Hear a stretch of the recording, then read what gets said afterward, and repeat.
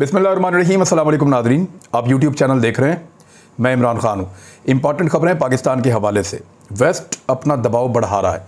पाकिस्तान क्योंकि बहुत इंपॉर्टेंट है, माजी में भी जब रशिया को तोड़ा था, सोवियत यूनियन के टुकड़े किए थे, तो अमेरिका के मुताबिक या अमेरिकन डॉक्यूमेंट्स के मुताबिक जो सबसे इम्पॉर्टेंट रोल था वो पाकिस्तान का था। अभी भी जो पाकिस्तान की लोकेशन है वो चाइना और रशिया दोनों के लिए एक ऐसी जगह है जो ब्रिज का किरदार अदा करती है, इनको दुनिया के साथ जोड़ती है और इनको बहुत मौका देती है आगे बढ़ने के लिए और सुपर पावर बनने के लिए। चाइना की ताकत का अंदाज़ा आप यहाँ से कर लें कि रशिया उतना मकबूल नहीं है दुनिया में, रशिया का उतना कारोबार भी नहीं है दुनिया में, रशिया की उतनी ट्रेड भी नहीं है दुनिया के साथ, दुनिया के मुल्कों में उसका उतना इन्फ्लुएंस भी नहीं है। लेकिन इसके बावजूद कुछ 35 के करीब मुल्क हैं जो रशिया के ख़िलाफ़ नहीं गए, जिन्होंने मगरबी ममालिक का साथ नहीं दिया। और पिछले दिनों जब चाइना के खिलाफ इस किस्म की चीज़ें की जा रही थी तो लगभग 100 से ज़ायद ममालिक हैं जो चाइना के साथ खड़े हो गए थे। तो चाइना की ताकत बहुत ज़्यादा है, रशिया की ताकत कम है, लेकिन अगर ये दोनों मिल जाएं जैसा कि आजकल मिले हुए हैं तो एक बहुत बड़ी ताकत बन जाती है। सिर्फ एक मुल्क है इस पूरे साउथ एशिया के अंदर जिसने साथ दिया है यूरोपीय यूनियन का, जिसने साथ दिया है नेटो का, अमेरिका का और उसके इत्तेहादियों का, और वो है नेपाल। बाकी सारे मुल्क यहाँ पे श्रीलंका हो, बांग्लादेश हो, भारत है, चीन है, पाकिस्तान है, बाकी ममालिक हैं, उन्होंने अपने आप को इस लड़ाई से बाहर रखा है। 35 ममालिक को अब अमेरिका खबरदार कर रहा है। डॉन अखबार की एक रिपोर्ट के मुताबिक रूस यूक्रेन जंग के नताइज पर अमेरिका ने पाकिस्तान को खबरदार कर दिया है। अमेरिका ने पाकिस्तान को आगाह किया है कि यूक्रेन में जंग के इलाकाई और आलमी दोनों तरह के नताइज सामने आ सकते हैं। ये तो पाकिस्तान भी कह रहा है, पाकिस्तान यही कह रहा है और पाकिस्तान ने ये मौक़िफ़ दिया भी है। जबकि पाकिस्तानी दफ्तर खारजा ने रवा हफ्ते जो 23 सफ़ीरों ने, एक आपको मैंने खबर बताई थी कि यूरोपीय यूनियन के और कुछ और ममालिक के 23 सफ़ीरों ने मिलकर एक मुरासला लिखा है जिस पे उनके दस्तखत मौजूद थे पाकिस्तान की हुकूमत को, और उनसे ये मुतालबा किया है कि आप रूस की मज़म्मत करें और मगरबी ब्लॉक के साथ खड़े हो जाएं। यानी मज़म्मत करें और यूक्रेन के साथ खड़े हो, मतलब तो यही है कि आप नेटो और मगरबी ब्लॉक के साथ खड़े हो जाएं। लेकिन पाकिस्तान ने अपना मौक़िफ़ रखा और वो इस तरह का मौक़िफ़ रखा कि हमने किसी की मज़म्मत नहीं की, किसी की मुखालफत नहीं की, लेकिन अमन की बात की है, डायलॉग की बात की है। तो पाकिस्तान ने बड़ा शानदार मौक़िफ़ दिया था। मैंने आपको वो मौक़िफ़ पिछले एक वीलॉग में पढ़ के भी सुनाया, आप चाहें तो जाके वहाँ से सुन सकते हैं। अब मामला ये है कि मुबैना तौर पे अमेरिका ने पाकिस्तान को अपनी खफकी का इजहार किया है और वो पाकिस्तान से ये मुतालबा लगातार करता चला आ रहा है कि पाकिस्तान हमारे मफादात के ख़िलाफ़ क्यों जा रहा है, या हमारे मफादात के लिए पाकिस्तान यस बॉस क्यों नहीं कह रहा। पाकिस्तान हमेशा यस बॉस कहता था, लेकिन फिर पाकिस्तान ने एक दिन अचानक कहा एब्सोल्युटली नॉट, और उसके बाद से लेकर अब तक किसी भी डू मोर की आवाज़ के ऊपर पाकिस्तान ने कुछ भी नहीं किया। पाकिस्तान अमेरिका के नाजायज़ मुतालबात मानने से पीछे हट चुका है और ये काम वज़ीर आज़म इमरान खान साहब ने किया है। और इमरान खान को हटाने के लिए अमेरिका क्या कर रहा है वो आपके सामने है, जिस किस्म का इस वक्त माहौल चल रहा है। एक सवाल के जवाब में अमरीकी महकमा खारजा के तर्जुमान ने डॉन को बताया कि हमने हुकूमत पाकिस्तान को यूक्रेन के ख़िलाफ़ रूस की बिला इश्तियाल जंग के सबब इलाकाई और आलमी सलामती पर पड़ने वाले असरात से आगाह किया है। यानी पाकिस्तान को उन्होंने एक तरह से ये खबरदार किया है कि आपके ऊपर असरात पड़ेंगे इसके, ये जो रूस और यूक्रेन में हो रहा है, और वो पाकिस्तान के ऊपर दबाव डालते हैं कि आप यूक्रेन के साथ खड़े हों, नेटो के साथ खड़े हों। लगातार ऐसा होता है। इस हफ्ते के शुरू में अक़वाम मुत्तहिदा की जनरल असम्बली ने एक करारदाद भी मंजूर की थी जिसमें यूक्रेन से तमाम रूसी फौजियों के फौरी इनखला का मुतालबा किया गया था। इसमें मैंने आपको जैसे पहले बताया कि नेपाल ने सिर्फ हक में वोट दिया था जनूबी एशियाई ममालिक में से, जबकि पाकिस्तान, भारत, बांग्लादेश, श्रीलंका, चाइना ये सारे इससे दूर रहे थे। दूसरी जानिब बांग्लादेश से ये तवक्को कर रहा था मगरबी ममालिक का ब्लॉक कि वो उनके साथ खड़ा हो जाएगा, लेकिन उसने चीन के साथ बड़े अहम ताल्लुकात कायम कर लिए हैं। अब 35 ममालिक जिन्होंने वोट देने से गुरेज किया है, उन्हें इस मामले पर सख्त मौक़िफ़ इख्तियार करना चाहिए था। ये अमेरिका कह रहा है। अब इन ममालिक से वो राब्ता भी कर रहा है, इनको थ्रेट भी कर रहा है, लेकिन इंडिया को किसी और तरह देख रहा है। वो देखिए, पाकिस्तान को वो थ्रेट कर रहे हैं, हम हमारे ऊपर दबाव डालेंगे, फिर पाकिस्तान ग्रे लिस्ट में गया, यही कर सकते हैं। पाकिस्तान के ऊपर आलमी रिपोर्टें पाकिस्तान के खिलाफ आ सकती हैं, पाकिस्तान में रिजीम चेंज करने की कोशिश कर सकते हैं कि इमरान खान को हटाओ, अपना बंदा लेकर आओ, उससे काम करवाओ। इस तरह का बंदा लाओ जो कहे कि मुझे पब्लिक के सेंटिमेंट से कोई फर्क नहीं पड़ता, आप ड्रोन अटैक करें, हमारे बंदे मर जाएंगे, हम मजम्मत करेंगे, आपने बुरा नहीं मनाना और मजम्मत को सीरियस नहीं लेना। इस तरह का बंदा चाहिए जो ये कहे कि कोलेटरल डैमेज को कोई मुझे फर्क नहीं पड़ता, आप जब हमला करते हैं आम लोग मर जाते हैं, मुझे उससे कोई फर्क नहीं पड़ता। इस तरह के बंदे चाहिए जो पाकिस्तानियों को उठा के अमेरिकन के आगे बेचते हैं। इस किस्म के बंदे चाहिए। इमरान खान उनको नहीं चाहिए, तो उसको उठाने के लिए वो कोशिश तो करेंगे। दूसरी जानिब ये जो पाकिस्तान ने एक बड़ा ज़बरदस्त मौक़िफ़ लिया है, और ये पहली मरतबा ऐसा हुआ है कि पाकिस्तान इतना खुलकर सामने आकर खड़ा हो गया है। वो पाकिस्तान को नज़र आ गया कि फैटअप पे भी डाल देते हैं, हर तरह की पाबंदियां हमारे ऊपर लगाते हैं।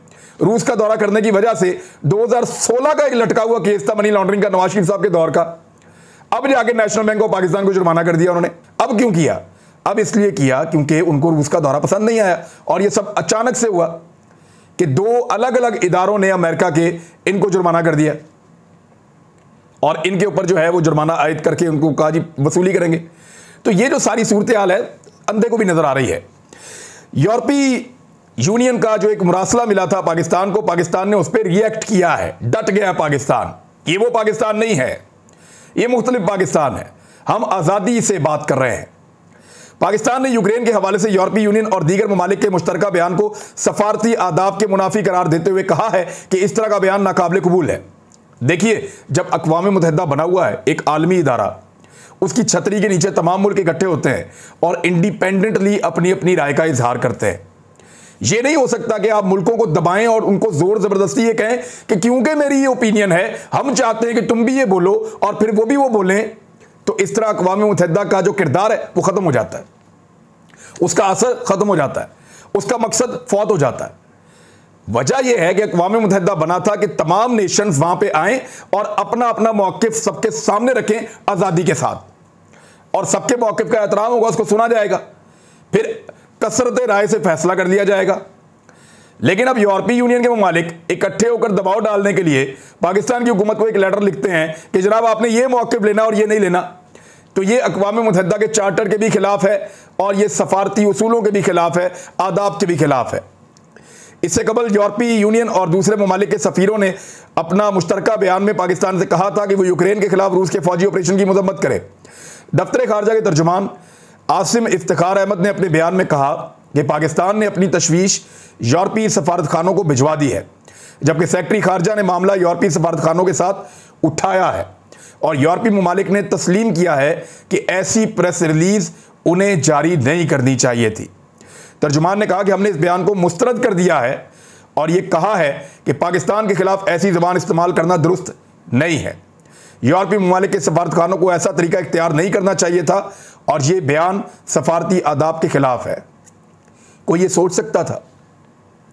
तब तो ये बिल्कुल नहीं हो सकता था जब आपके हुक्मरानों के पैसे वहां पे यूरोपीय यूनियन के अंदर पड़े हों, यूरोपीय ममालिक में, बरतानिया में, अमेरिका में, जब आपके पैसे पड़े हों, जब आपके एसेट्स वहां पे बने हों, जब आपके बच्चे वहां पे हों, जब आपका कारोबार वहां पे हो, जब आपका जीना मरना, आपका इलाज वहां पे हो, तो उस वक्त फिर आप ये नहीं कर सकते, इस तरह की आज़ादी वाली स्टेटमेंट आप नहीं दे सकते।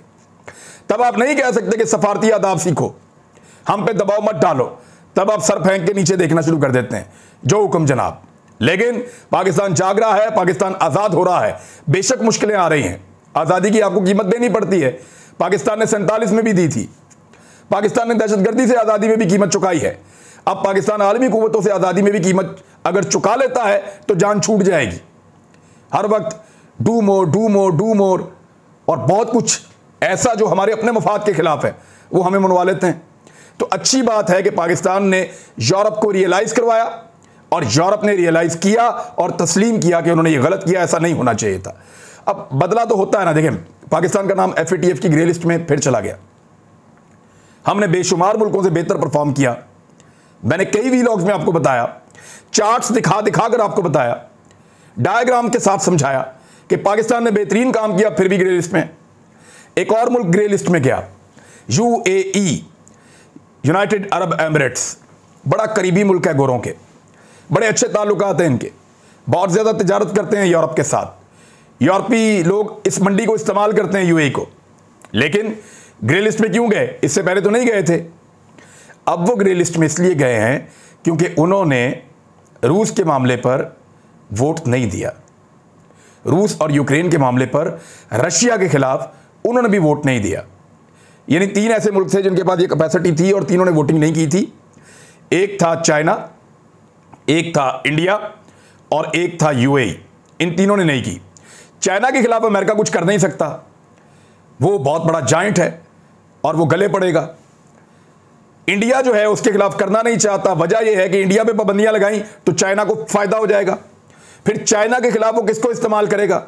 चाइना समुद्री रस्तों से तो परेशान हो सकता है बहुत बड़े फौजी इत्तेहाद की वजह से, लेकिन जो पहाड़ी रास्ता उसने इख्तियार किया है सी पैक के लिए, वहां पे इंडिया उसके लिए एक मुसीबत बन सकता है मुस्तकबिल में। अभी तो उन्होंने इसको टैकल किया हुआ है, लेकिन अमेरिका ने भारत को बतौर एक ऐसी फोर्स, किराए की फौज के तौर पे तैयार करने की कोशिश की है जो चाइना को वहां से भी परेशान करे। तो इसलिए भारत के लिए वो मार्जिन निकालते हैं, उनको कुछ नहीं कहा। रूस के ऊपर पाबंदियां लगा रहे हैं कि वो असला नहीं बेच सकते, वो कुछ ऐसा नहीं कर सकते, लेकिन भारत को मना नहीं कर रहे कि आप S-400 रूस से खरीद रहे हैं तो क्यों खरीद रहे हैं। भारत के लिए छूट दे रहे हैं, भारत को सहूलत दे रहे हैं और रशिया को भारत को हथियार देने से मना नहीं कर रहे। और पाकिस्तान के खिलाफ भी आपको समझ आ गई कि फिर ग्रे लिस्ट के अंदर, फिर पाकिस्तान के खिलाफ प्रोपेगेंडा, फिर पाकिस्तान के ऊपर दबाव और दबाव भी आएगा, हुकूमत को गिराने की कोशिश भी की जाएगी। लेकिन मेरे ख्याल में कोई भी आए पाकिस्तान में, पाकिस्तानियों को चाहिए कि इस मोमेंटम को जारी रखें। इसी तरह हमारी गर्दन छूटेगी और यह तौक उतरेगा हमारी गर्दन में से।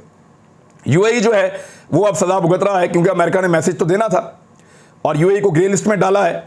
मेरे ख्याल में अरबों के साथ अच्छे ताल्लुकात अमेरिका के अब नहीं रहेंगे और वहां पे ज्यादा रखना पैदा हो जाएगा, क्योंकि मोहम्मद बिन सलमान ने भी ये कहा है कि वो अमेरिका में अपनी इन्वेस्टमेंट कम करेंगे, अपना पैसा अमेरिका से निकालेंगे और अगर वो निकालेंगे तो बाकी अरब भी निकालेंगे, और अगर अरब अपना पैसा अमेरिका में निकालते हैं तो उनकी इकोनॉमी को धचका लगेगा। यूरोप से निकालते हैं तो उनको भी धचका लगेगा।